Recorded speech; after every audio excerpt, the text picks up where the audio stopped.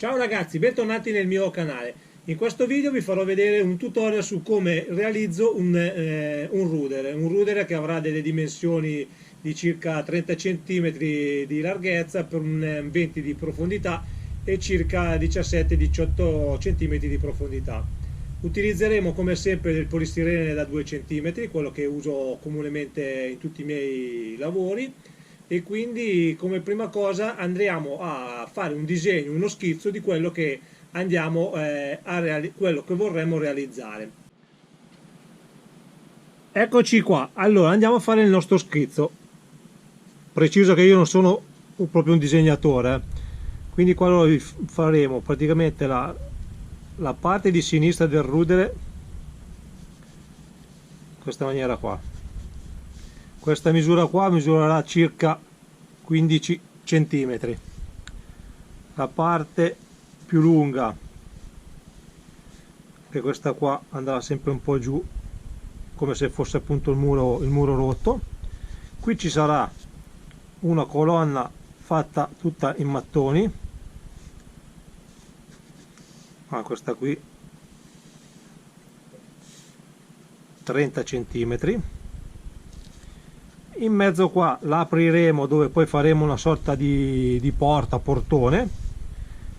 Tutte queste due pareti, sia questa qua che questa qua, andranno fatte con tutte delle pietre in questo modo qua. Adesso lo faccio molto proprio giusto grossolano per farvi capire che tipo di lavorazione pensavo di fare. Così. Poi qui ci sarà, faremo una tettoia praticamente con delle travi di legno. E qua sopra, qui anche. In questo modo qua, dopo qua appunto faremo delle finti assi di legno un po' spaccate e via dicendo. Questa qui ci sarà la base qua sotto, dove dopo qua magari faremo una sorta di recinzione di legno, adesso vedremo. Qua sotto ci sarà poi dei personaggi e niente, il lavoro praticamente è tutto questo, tutto inciso. Ecco, adesso allora, visto che abbiamo queste misure qui, andiamo a tagliarci le nostre due, diciamo, pareti del muro. Abbiamo ricavato allora le nostre due parti di muro, come detto in precedenza, con del polistirene da 2 cm. Adesso cosa facciamo? Andiamo a praticamente disegnare con una matita i mattoni e le pietre che vorremmo appunto dopo incidere. Quindi andiamo a disegnare le pietre. Io adesso magari le disegno e dopo vi faccio vedere un po' il risultato come è venuto, giusto per non dilungarmi troppo su come disegnare, però comunque vi farò vedere senz'altro come le sto disegnando e dopo come andranno incise anche, chiaramente.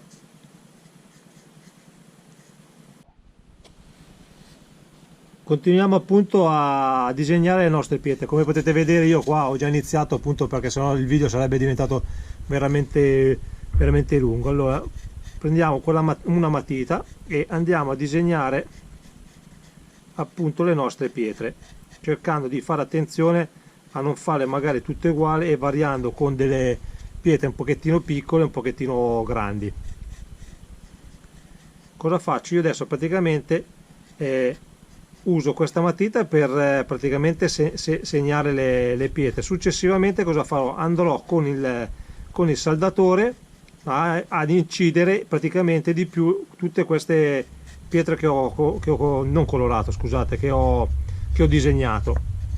Già con la matita potete vedere che comunque un piccolo solco riuscite a farlo, però io preferisco sempre dai sempre una mano, una passata con il saldatore, in modo che appunto la fuga diventi più profonda, e dopo di nuovo ulteriormente continuare a lavorare con il taglierino. Ecco qua.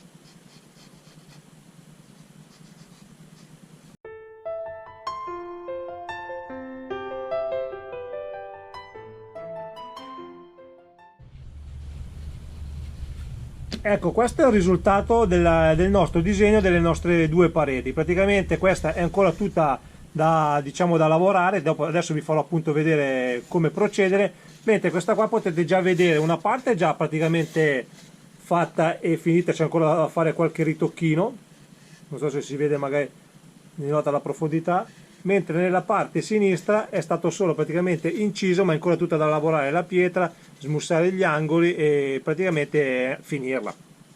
Quindi adesso vi faccio vedere come procedere con il mini saldatore sulla parete che abbiamo appunto disegnato in precedenza. Ecco, usiamo adesso un mini saldatore che dopo vi lascerò, se volete, il link nella descrizione, appunto per vedere, se volete magari vedere quale tipo di attrezzo utilizzo, così se magari volete anche acquistarlo vi lascio comunque tutto nella descrizione. Allora andiamo praticamente a ripassare tutte le nostre fughe che abbiamo disegnato prima con la matita.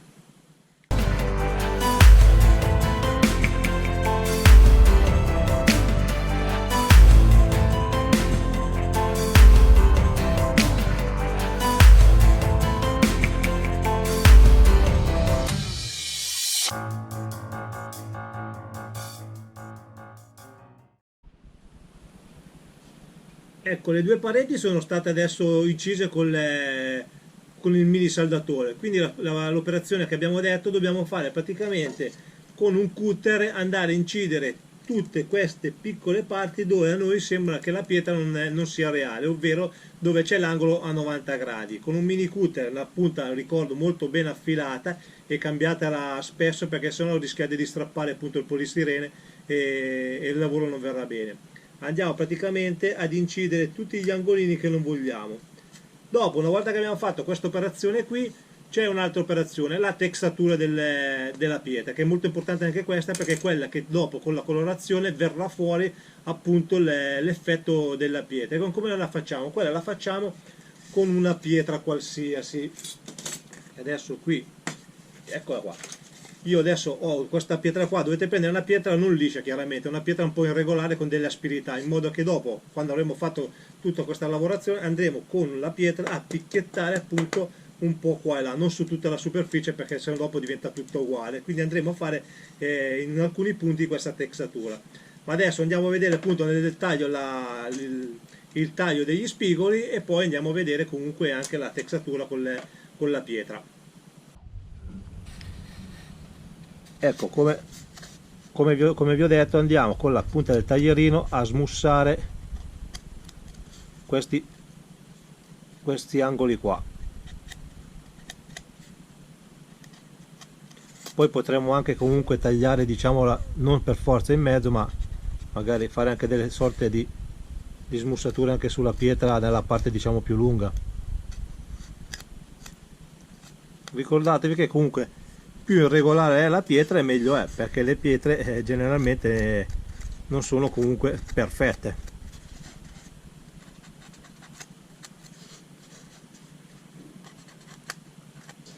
Come per il discorso della texatura, comunque le pietre vanno lavorate bene o male un po' tutte, ma non tutte allo stesso modo, in modo da non rendere appunto tutto il coso uguale.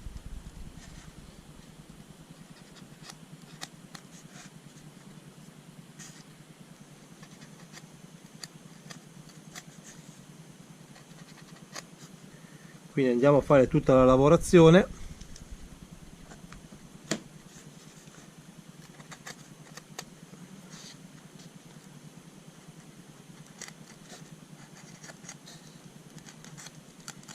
Facciamo un po' qua e là, dove appunto noi vediamo che la pietra ha praticamente lo spigolo vivo.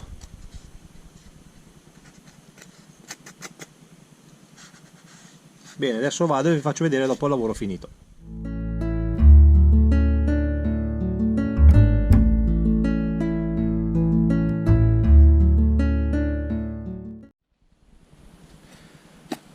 Eccoci, il risultato è finito, abbiamo fatto la lavorazione con il cutter. Adesso il passaggio successivo qual è? Quello di far rientrare qualche pietra in modo da rendere in modo più veritiero possibile il fatto di un movimento di profondità appunto del muro stesso. Come già così vedete è abbastanza piano, Quindi cosa andremo a fare? Noi andremo con un pezzettino di legno, andremo a pigiare non dappertutto sulla pietra, leggermente, in modo da far entrare un pochettino l'effetto della pietra in profondità, in modo da rendere, appunto, come dicevo, il muro con una sorta di muro, appunto, con delle pietre che escono e entrano, diciamo, in modo che sembrano che siano state posizionate una a una.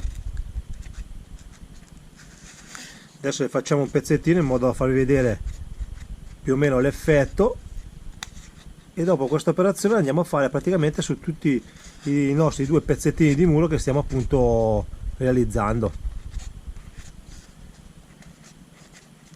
Li schiacciamo come sempre un po' qua un po' là, in modo comunque da dare comunque un effetto di un movimento del muro stesso.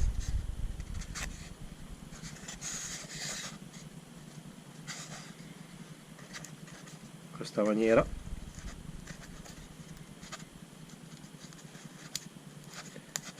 Poi magari qualcuno si può anche schiacciare tutte internamente, in modo proprio da creare quasi una sorta di buco, che è quello appunto che poi rende di più reale il nostro muro. In questa maniera.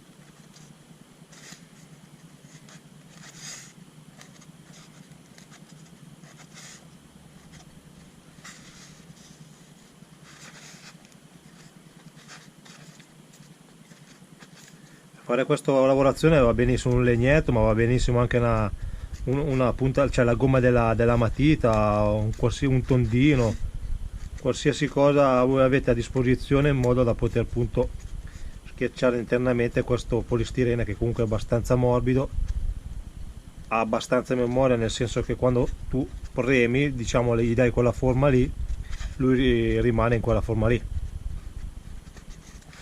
Poi vediamo se un po' vedete che sembra appunto praticamente che ci sia del movimento.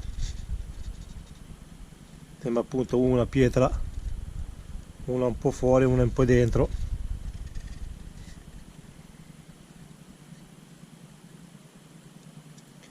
Questa la facciamo su tutta la parete, sia di una che dell'altra, e poi abbiamo terminato appunto la lavorazione della parete.